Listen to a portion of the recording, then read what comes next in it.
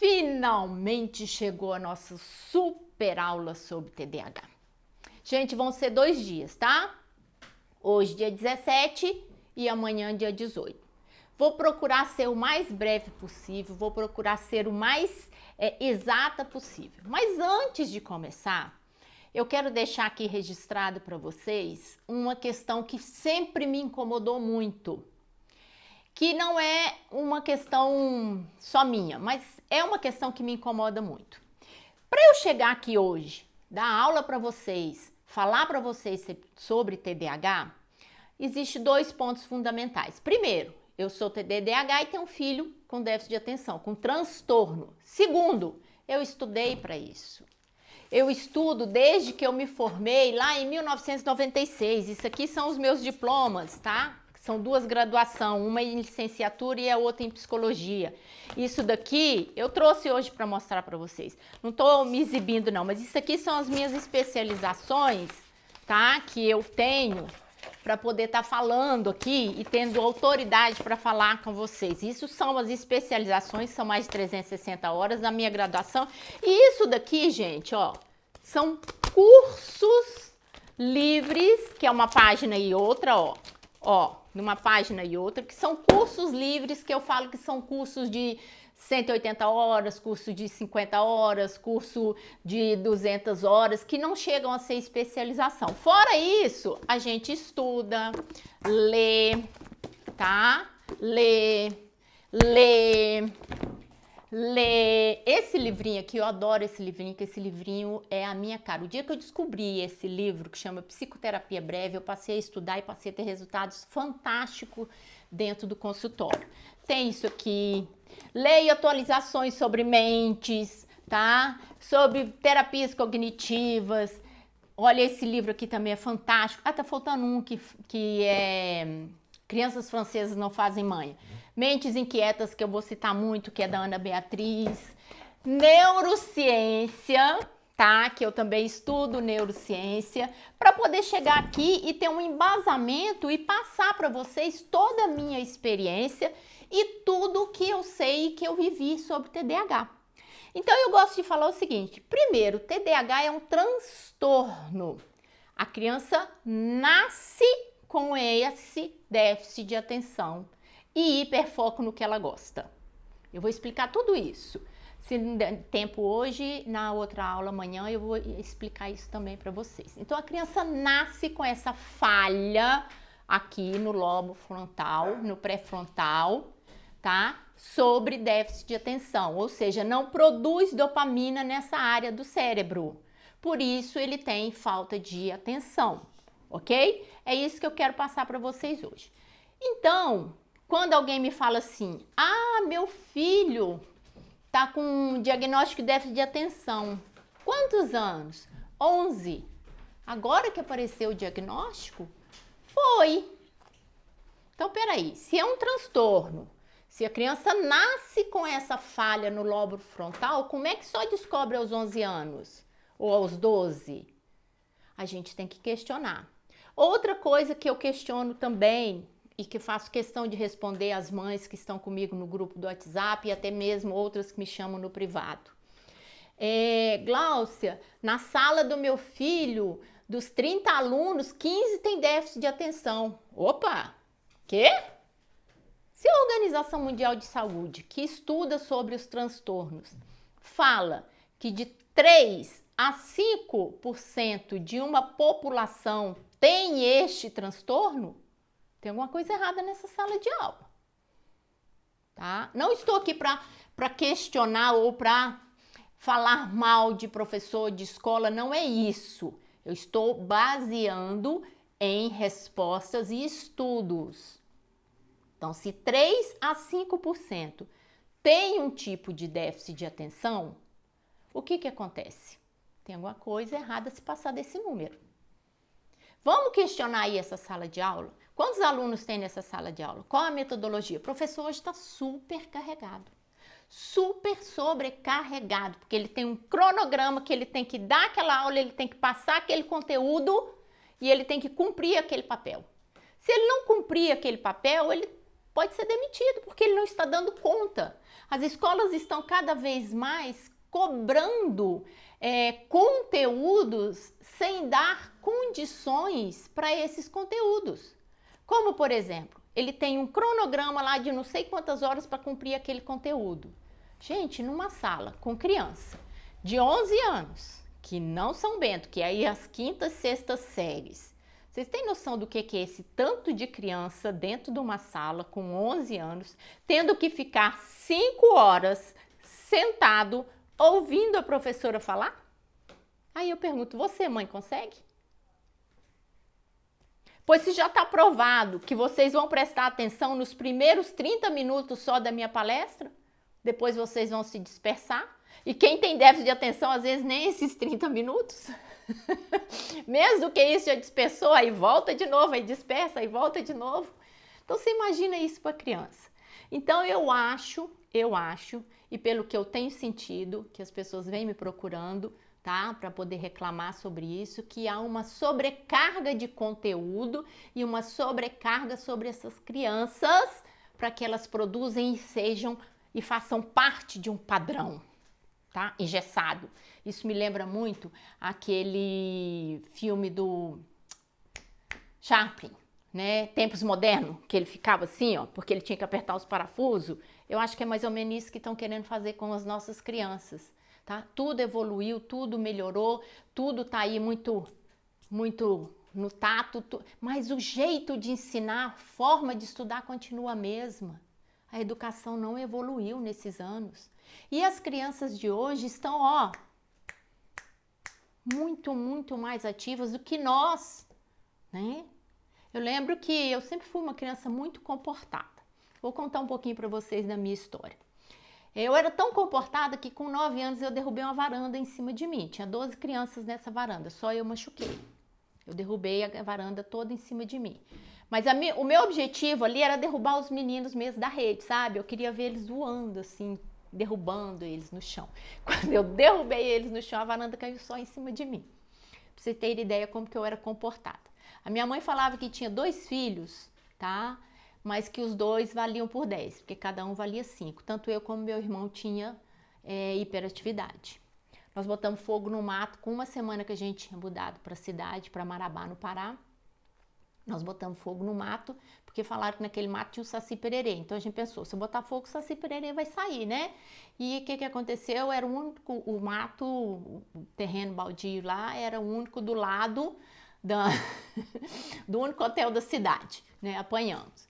Eu costumo falar que lá em casa, quando eu não apanhava todo dia, eu apanhava o dia todo. Porque eu era terrível. Eu era uma criança terrível. Literalmente, do cu riscado. Quem me conhece e convive comigo até hoje fala, Glaucia, onde desliga você? Eu já melhorei muito nos meus 50 e tantos anos, eu já diminui muito o meu ritmo. E as pessoas ainda acham que eu sou agitada. E até hoje eu cometo falhas e as coisas eu vejo, como eu já disse algumas dicas para vocês, eu olho, mas eu não vejo, tá? As coisas passam por mim e eu falo, gente, mas não é, ó, esqueci, ó, não vi. E isso sou eu e o meu filho dentro de casa, que moramos só eu e o caçula. O meu mais velho, coitado, que não mora mais com a gente, mas que morava, ele fala, eu não sei como é que vocês dois não botam fogo na casa, como é que vocês conseguem sobreviver? Porque quando não sou eu, é ele. Vocês viram outro dia o leite guardado dentro do armário de xícara. Não sei se fui eu ou se foi ele, porque a gente não lembra, porque a gente não processa. O cérebro do TDAH não processa, gente. O que acontece com o transtorno de déficit de atenção? Eu vou falar um pouquinho para vocês. É uma falha na conexão das sinapses dos neurônios aqui, ó, tá? Na parte frontal. Essa parte frontal é responsável pelo raciocínio e pela concentração, tá? Então, o que acontece aqui? Quando ela falha, eu costumo simplificar da seguinte forma. Aqui, no frontal do cérebro do transtorno de TDAH, ele não tem peneira. Ele não para ver os passos ou enxergar as coisas. Passa direto, ó, principalmente quem tem impulsividade. Então, é uma falha de fabricação de dopamina nessa parte aqui. Sabe outro lugar que fabrica dopamina? O intestino. Sabe quando a gente vai no banheiro e faz o 2, que você fala, nossa, que alívio, é porque você está fabricando dopamina. Vocês não sabiam disso, né? Achava que era alívio. Tá? Até tem um fato engraçado que eu falo aqui com o Gibran, que é o seguinte, gente, eu tenho alergia, por isso que eu fico assim com o nariz, tá? Gibran de vez em quando me chama, mãe, ó o que eu fiz aqui. Eu falo, Gibran, você já passou da fase, meu filho, de dar tchau pro cocô. Mas é porque o prazer que ele tem, entendeu? De mostrar tudo aquilo, porque tá fabricando dopamina. E o TDAH tem essa necessidade de fabricação de dopamina. E eu vou contar para vocês agora um pouquinho da minha história. Na época da faculdade eu era considerada taquipsíquica, ou seja, uma pessoa que era ligada no 220. Que era não, né? Que sou ligada ainda no 220. Então, eu era considerada taquipsíquica dentro da psicologia. Não existia ainda um diagnóstico muito conhecido sobre déficit de atenção, sobre transtorno de déficit de atenção. E depois tive meu mais velho, que era uma criança hiper, mega, super calma, muito inteligente, mas muito calma. E eu falava para ele, vai pra rua, vai quebrar vidraço do vizinho, vai me dar trabalho, igual eu dei pra minha mãe. Aí fiquei grávida do caçula, e o caçula andou com 9 meses. O caçula eu tirei ele do berço com 7 meses, porque ele já pendurava de cabeça para baixo, que é de Brahme. Caçula, eu falei, ele engatava uma primeira e ia embora. Eu não podia contar para ele que a gente ia viajar ou que ia fazer alguma coisa, porque a ansiedade dele era tão grande, ele tinha uma empolgação tão grande que ele não conseguia dormir. Ele tinha dificuldade de dormir desde pequeno. Então, são vários os sintomas que a gente vai acompanhando dessa criança desde pequeno. Chegava alguém em casa ou tinha alguma festa, ele ficava tão agitado, mas tão agitado, que você percebia nele a agitação. E olha, gente, o meu neto tá indo pelo mesmo caminho. Eu já falei com meu filho mais velho, coitado, né, que é o calmo, que ele vai ter um Gibranzinho na vida.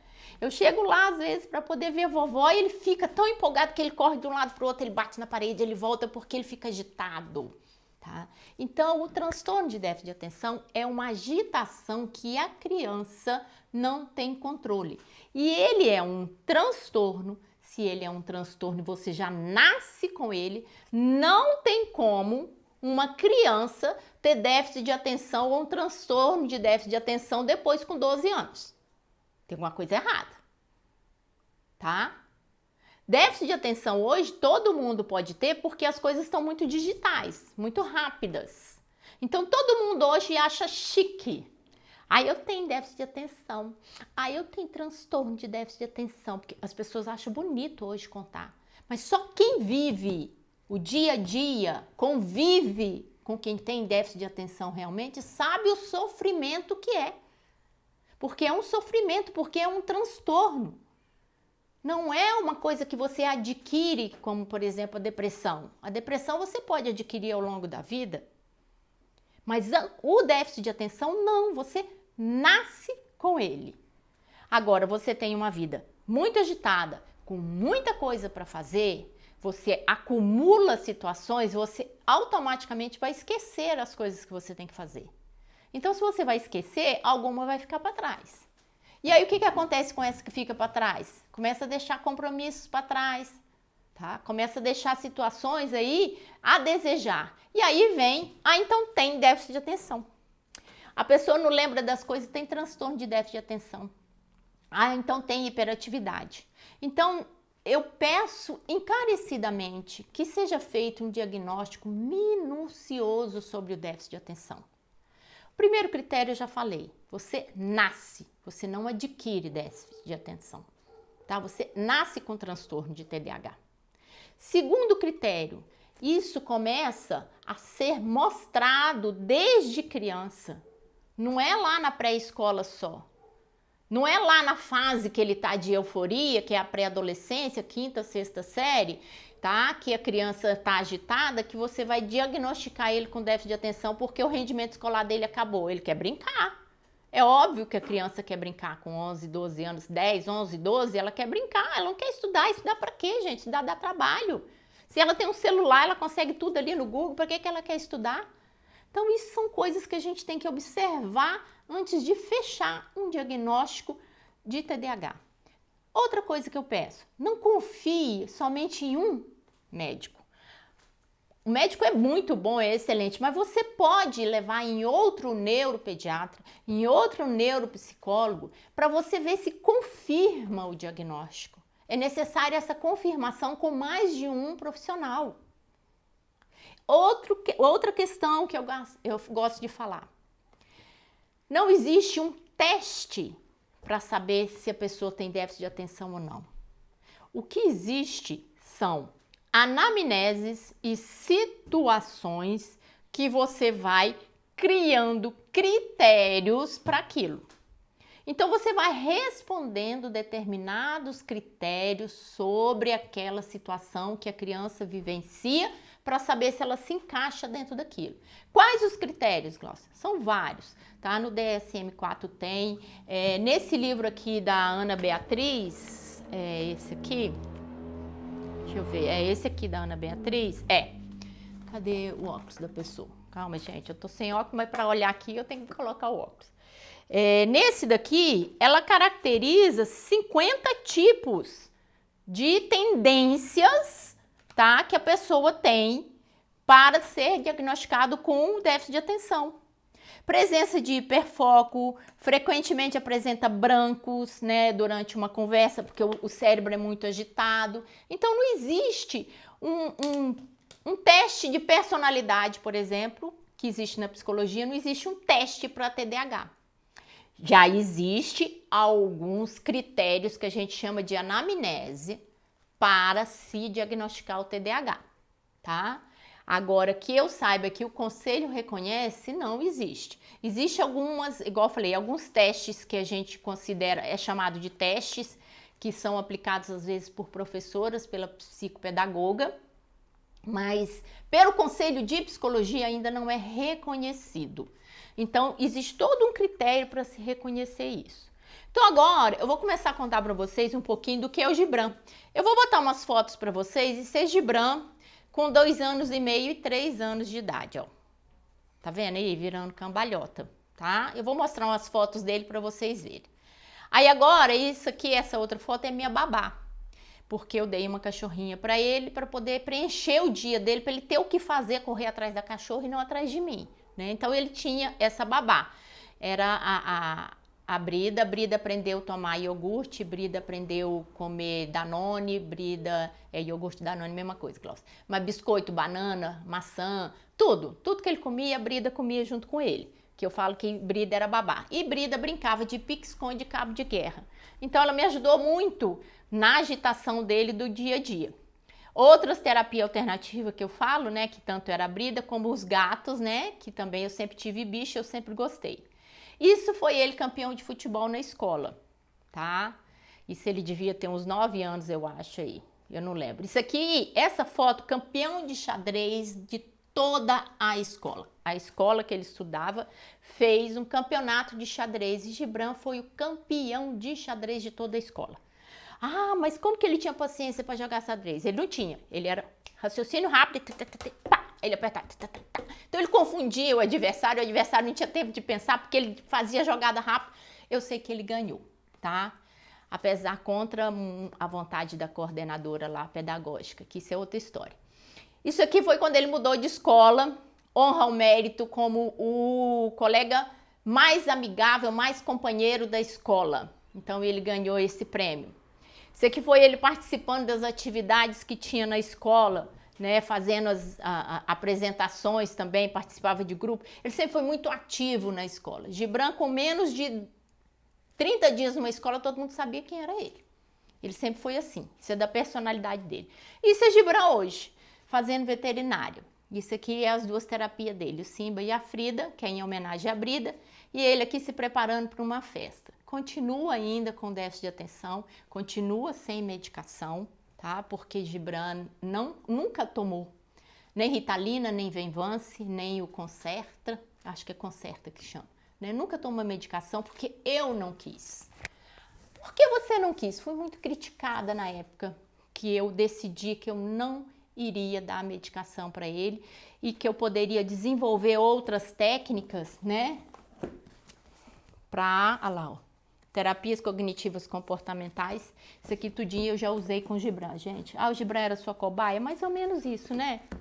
Psicologia cognitiva, né? Para poder entender a mente dele e criar situações em casa aonde a gente pudesse evitar as distrações, evitar as questões que ele deixava, por exemplo, a geladeira aberta, o leite em cima da mesa. Então eu fui criando situações ali dentro de casa para que a gente pudesse ter um convívio e ele ficasse atento ao dia a dia da casa, para que ele pudesse desenvolver essa atenção para as tarefas diárias, inclusive na escola também. O que eu fazia na escola? Eu tirei ele de uma outra escola que chegaram para mim com um cartãozinho e falou que se eu não levasse ele para ser medicado por um neurologista, ele não poderia continuar na escola porque ele não fazia parte do perfil de aluno. Isso ele tinha uns 10 anos. Eu já sabia que ele era levado. Eu já sabia, toda semana me ligava, tá? Eu já sabia que ele não era bento, como diz o outro. Mas falar que meu filho não fazia parte do perfil de aluno porque eu não queria medicar? Olha, a única coisa que eu consegui responder para essa pessoa foi perguntei para ela se o santo dela era forte. Eu nem respondi nada sobre isso, eu só perguntei para ela se o santo dela era forte. Para ela rezar muito para eu não acabar com a carreira dela e fechar aquela escola. Mas, 9 fora a parte, tirei ele dessa escola, coloquei ele numa outra escola aqui em Barbacena, o Desafio. Sou muito grata ao pessoal do Desafio, a Elaine principalmente, que era coordenadora, e a Vitória, a dona da escola, porque eu cheguei e falei, olha, ele tem transtorno de déficit de atenção e eu não vou medicar, eu não dou remédio. Vocês aceitam ele? Eu vou estar presente, eu vou estar o tempo todo aqui, tudo que vocês precisarem de suporte, de ajuda, de auxiliar professor para poder contar para ele, para ajudar ele dentro da sala de aula, eu vou estar o tempo todo aqui. Vocês aceitam? As duas falaram, pode trazer que a gente aceita. E assim foi a vida dele até o ensino médio nessa escola, com a minha participação direta. Com ele, continua aprontando, fazendo as coisas. Então, quando ele estava muito agitado dentro da sala de aula, o professor falava assim, Gibran, vai lá fora beber uma água, vai. Aí ele saía da escola, né, saía. Sempre tem a tia que fica no corredor, ele já avisava para a tia Célia, ó, o professor mandou ir beber água, viu? Por quê? Por que eu pedia isso? Bota ele para fora.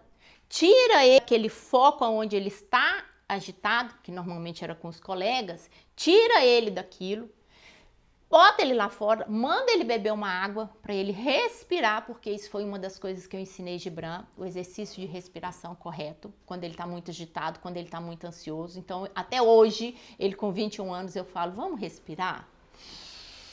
Né? Barriga, né? Respiração abdominal. Até hoje ele usa esse exercício de respiração. Então vamos respirar? Mandava ele sair para fora da sala de aula, ele ia, saía, ele voltava mais concentrado no que a professora estava fazendo. Outra técnica que eu ensinei o professor, eu falo professor Cláudio, dentro da sala de aula, foi que o professor Cláudio, a gente trabalhava à noite junto, que ele também dava aula na universidade que eu dava aula, e um dia ele chegou para mim, como que eu faço para fazer o Gibran prestar atenção? Porque hoje eu coloquei o Gibran no final da sala, sozinho, proibi todo mundo de olhar para trás. Quando eu vi, ele estava conversando sozinho com ele mesmo. Era assim, nesse nível, Gibran. Eu falei, você vai colocar ele na sua frente e vai falar para ele, Gibran, eu hoje preciso que você participe da aula comigo. Primeiro clique eu falo, a Frida latindo. Ó, isso acontece, gente, com cachorro latindo e a gente gravando, né? O que eu pedi ao Cláudio? Você vai colocar ele na frente e vai virar para ele e falar assim, Gibran, eu hoje preciso de você para me ajudar na aula.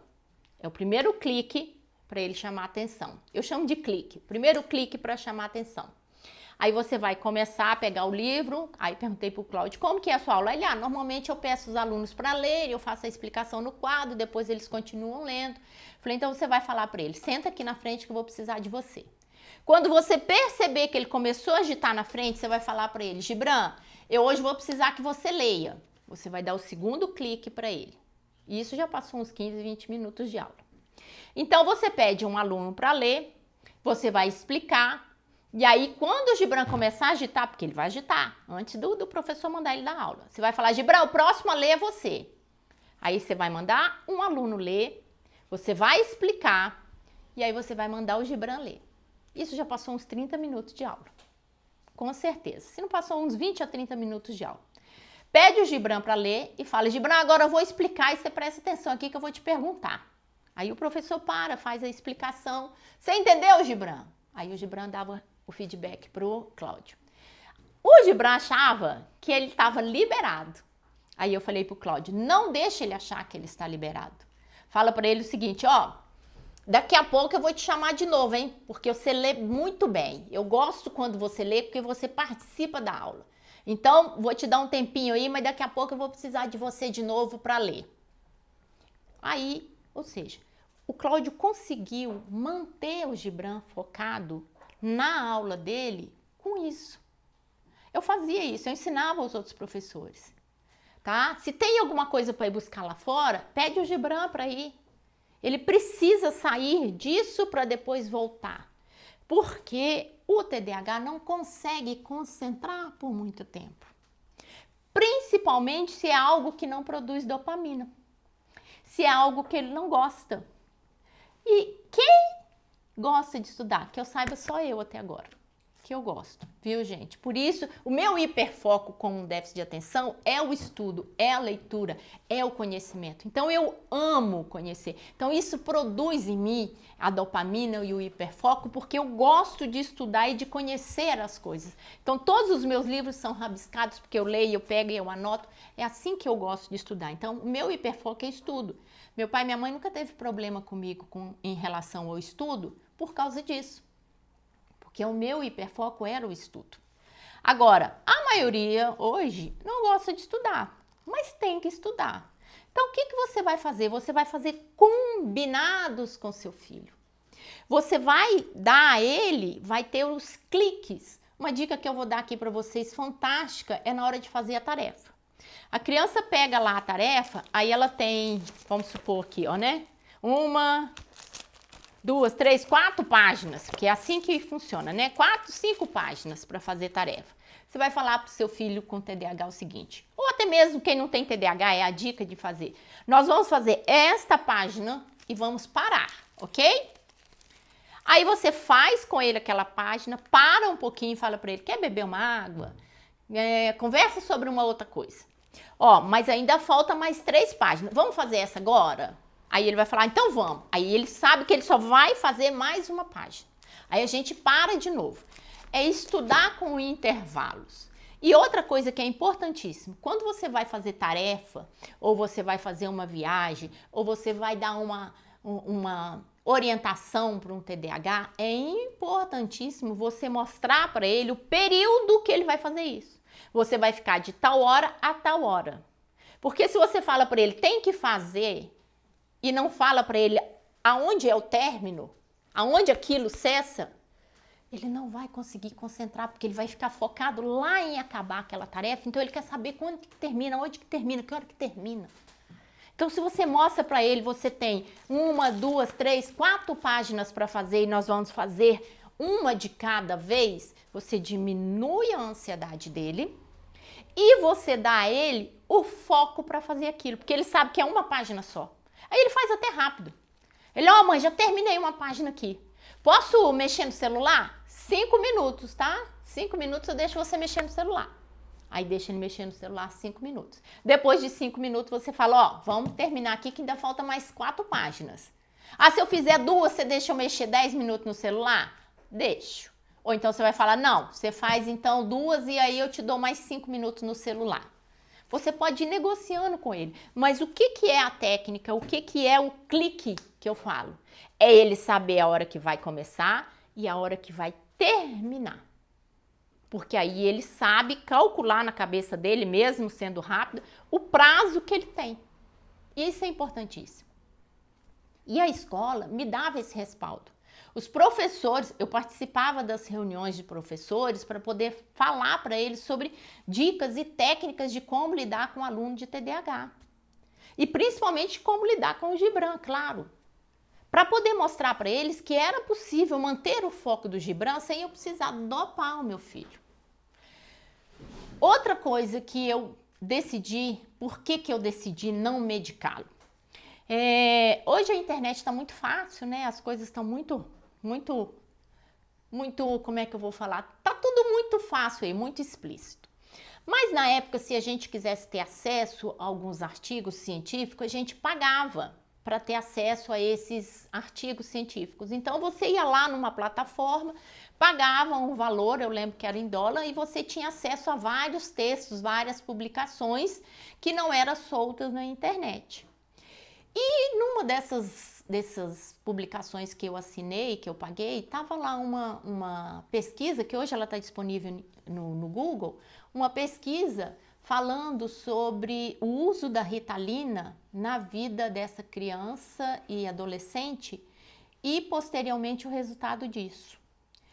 Em 80% dos entrevistados, ou seja, das pessoas de estudo, ou tiveram esquizofrenia ou passaram por uso de drogas. Eu tinha um irmão usuário de drogas com déficit de atenção, além de outro DNA, além de outro DNA para bebida.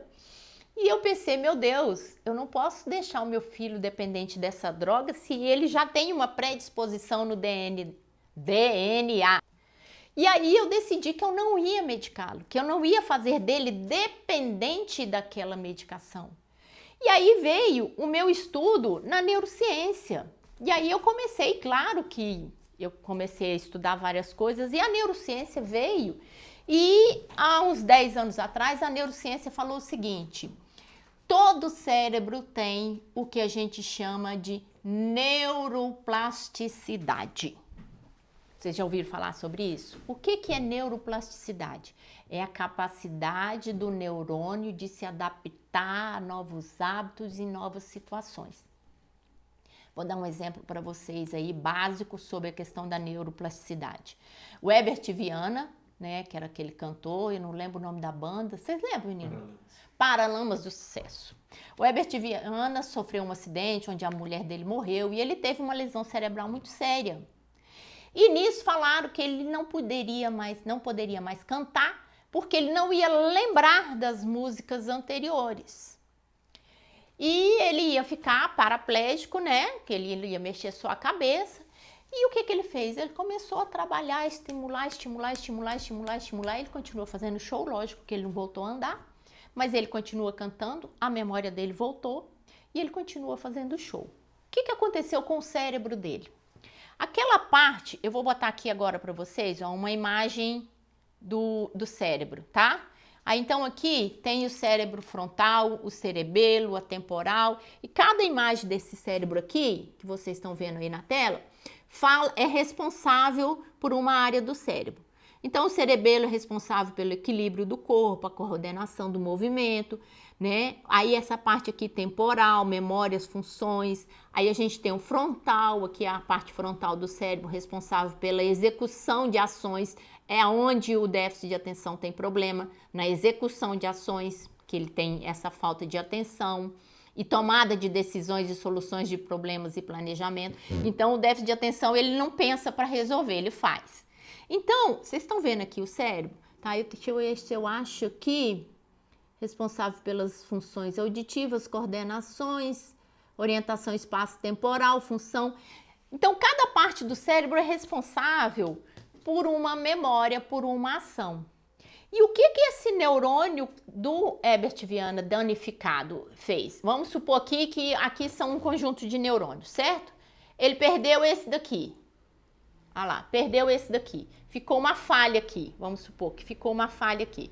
O que aconteceu? Os outros neurônios em volta, com o estímulo da neuroplasticidade, foram formando novas conexões e se juntou novamente. Sem a ajuda desse daqui, que era a falha que ele teve. Então, a neuroplasticidade foi um avanço muito grande para o déficit de atenção. Porque a neuroplasticidade veio mostrar que qualquer pessoa tem a capacidade, com o estímulo correto, de refazer as funções que eram perdidas. Então, se você tem uma capacidade de refazer essas funções perdidas, o que vai acontecer? Eu posso ensinar a pessoa que tem essa falha no pré-frontal, que não fabrica dopamina, a criar novas conexões aonde ele vai passar a ter uma atenção mais focada para a sua atividade do dia a dia. É essa a função da neuroplasticidade na vida do TDAH. O que eu fiz em casa comigo e com meu filho? Que eu fiz comigo também. O que eu fiz? Eu peguei as minhas dificuldades e as dificuldades dele e nós dois elaboramos um planejamento. Eu lembro direitinho que eu pegava o papel, botava ali com ele, na frente dele, o que nós vamos fazer essa semana, como que vai ser, tal dia você tem isso, esporte, eu sempre deixei ele fazer muito esporte, ele fazia futebol, ele fazia tênis, ele fazia artes marciais, não sei se ele fez vôlei, não, quem fez vôlei foi o Brígido. Mas o Gibran tinha 3, 4 atividades físicas, além da escola, além do horário dele estudar e o horário livre para ele fazer o que ele quisesse. O Gibran não gostava muito de mídia, agora que ele ficou focado aí nos joguinhos, mas antes ele gostava de ir pra rua, ele queria ir pra rua jogar bola, o negócio dele era jogar bola. Então eu morei sempre em ruas onde eu tinha um espaço na rua porque ele pudesse ficar ali para jogar bola. E eu fazia meio que a época antiga, né? Eu chegava na janela do prédio e gritava ele, porque dava pra rua e ele podia vir e ir embora. Então eu sempre programei com ele as atividades dele e eu falava pra ele. Quando ele falava, não mãe, deixa eu jogar bola mais um pouquinho. É porque ele sempre questiona. Eu falava, opa, foi você que decidiu assim. Você falou que ia jogar bola até tal hora, porque depois você vinha para casa, jantar, tomar banho e fazer tarefa, não era? Não foi você que programou? Ah, é verdade, então já vou. Então, isso era uma das coisas que a gente fazia sempre. Toda semana a gente elaborava a semana dele. Com um cronograma onde ele decidia a hora que ele ia jogar bola, a hora que ele ia fazer as coisas. Agora, eu confesso que eu não tinha muita paciência para fazer tarefa, não. E eu era professora das alunas de pedagogia. Então, assim, eu tive muitas alunas da pedagogia que faziam as tarefas com o Gibran, para o meu sossego e minha paz, porque eu tinha que trabalhar também. Mas tudo era dentro de um cronograma de horário que ele criava junto comigo, sendo que eu não abria mão das responsabilidades que ele tinha. Mas ele poderia programar isso para a vida dele. Então, tudo que eu fiz com o Gibran foi baseado nisso, tudo que vocês viram aqui de estudo. Foi baseado em muitos anos de ensaio e erro. Eu costumo falar que eu fiz com o meu filho o que o Piaget fez com os filhos dele. Vocês lembram lá na teoria do desenvolvimento que Piaget estudou os filhos dele? Isso aí tá, para quem quiser ouvir, Piaget estudou os próprios filhos para criar a teoria do desenvolvimento. Eu estudei Gibran e trabalhei com Gibran. E diante disso, muita gente veio me procurar. Glaucia, por que você... É verdade que o Gibran tem déficit de atenção? É. Nossa, nem parece. Nossa, nem parece que ele tem. O que você fez? Aí eu falei, olha gente, eu trabalhei com ele várias técnicas de psicologia comportamental e várias técnicas dentro da neurociência para que ele mesmo tomasse consciência das falhas do cérebro dele. E fui passando isso para outras mães que tinham déficit de atenção e outras mães que foram me procurando ao longo da vida, e é isso que eu passei para eles.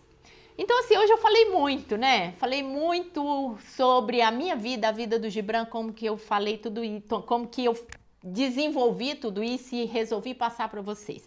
Amanhã eu prometo que eu não vou falar de mim, não vou falar do Gibran. Amanhã eu vou dar uma aula de déficit de atenção, os tipos de déficit de atenção, como que a gente vai trabalhar, quais os critérios de cada déficit de atenção. Amanhã eu vou falar somente sobre déficit de atenção. Prometo que eu não vou falar nada da minha vida nem do Gibran. Só vou citar alguns exemplos, tá? Não vou me alongar hoje muito, porque eu acho que 40 minutos tá bom de aula para vocês, né? Eu precisava hoje passar para vocês como que isso foi feito. Não foi tirado da cartola, não é nada mágico. Foi muito trabalho, era chamar ele todo dia para rever o que ele estava fazendo até ele criar o hábito. E eu costumo falar o seguinte para todos os meus pacientes: nós não nascemos andando nem falando, nem escrevendo, nós não aprendemos. Então, se eu tenho uma falha cerebral, tá? Pode-se dizer assim, se eu tenho um transtorno no cérebro que não me permite determinadas coisas, eu tenho condições de aprender a trabalhar com ele. E foi isso que eu fiz, gente. Não é nenhum bicho de 7 cabeças e nenhuma caixa mágica.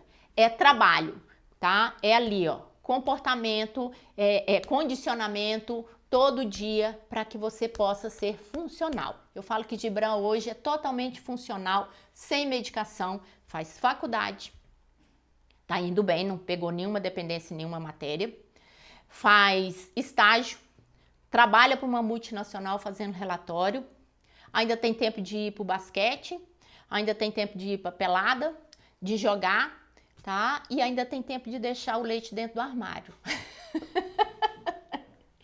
Gente, amanhã eu prometo que eu vou explicar tudo sobre TDAH.